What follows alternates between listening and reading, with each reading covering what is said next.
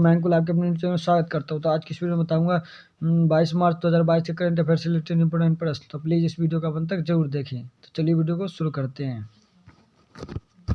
तो हमारा पहला प्रश्न है, हाल ही में कर्नाटक के बेंगलुरु में DRDO प्रयोगशाला वैमानिक विकास प्रतिष्ठान में 7 मंजिला उड़ान नियंत्रण प्रणाली FCS एकीकरण सुविधा का उद्घाटन किसने किया है? तो इसका जो राइट आंसर होगा option number B, Rajnath Singh ने इसका उद्घाटन किया है। तो चलिए नेक्स्ट प्रश्न की ओर चलते हैं। दूसरा प्रश्न, हाल ही में मालदीव सरकार ने किस भारतीय खिलाड़ी को स्पोर्ट्स आइकन पुरस्कार से सम्मानित किया है? तो इसका जो राइट आंसर होगा ऑप्शन नंबर ए, सुरेश रैना, जिन्हें हाल ही में मालदीव सरकार ने स्पोर्ट्स आइकन का पुरस्कार से सम्मानित किया है। चलिए नेक्स्ट प्रश्न की ओर चलते हैं।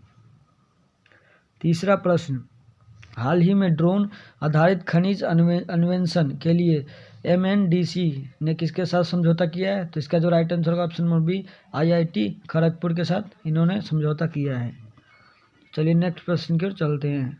चौथा प्रश्न, हाल ही में भारत का पहला virtual smart grid knowledge centre का शुभारंभ कहाँ किया गया है? तो इसका जो राइट आंसर होगा ऑप्शन नंबर सी, मानेसर में भारत का पहला virtual smart grid knowledge centre का शुभारंभ किया गया है। तो चलिए नेक्स्ट प्रश्न की ओर चलते हैं। पांचवा प्रश्न, हाल ही में विश्व गौरैया दिवस 2022 कब मनाया गया? ये इंपोर्टेंट प्रश्न है। तो इसका जो right answer option number D, 20 मार्च को विश्व गौरैया दिवस मनाया गया है।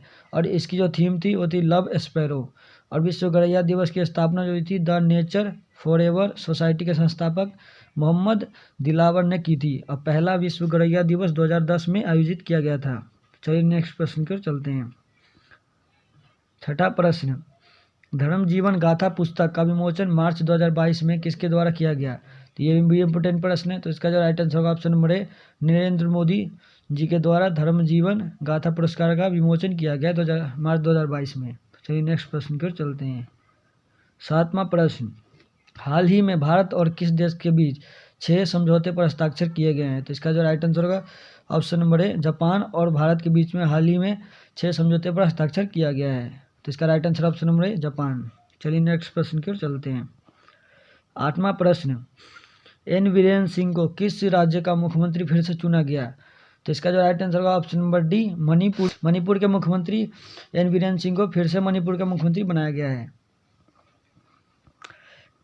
नौवां प्रश्न, हाल ही में TCS ने किसे 5 साल के लिए MD और CO के रूप में फिर से नियुक्त किया है? तो इसका जो राइट आंसर होगा ऑप्शन नंबर ए, राजेश गोपीनाथन को TCS ने 5 साल के लिए MD और CO नियुक्त किया है। चलिए नेक्स्ट प्रश्न की ओर चलते हैं।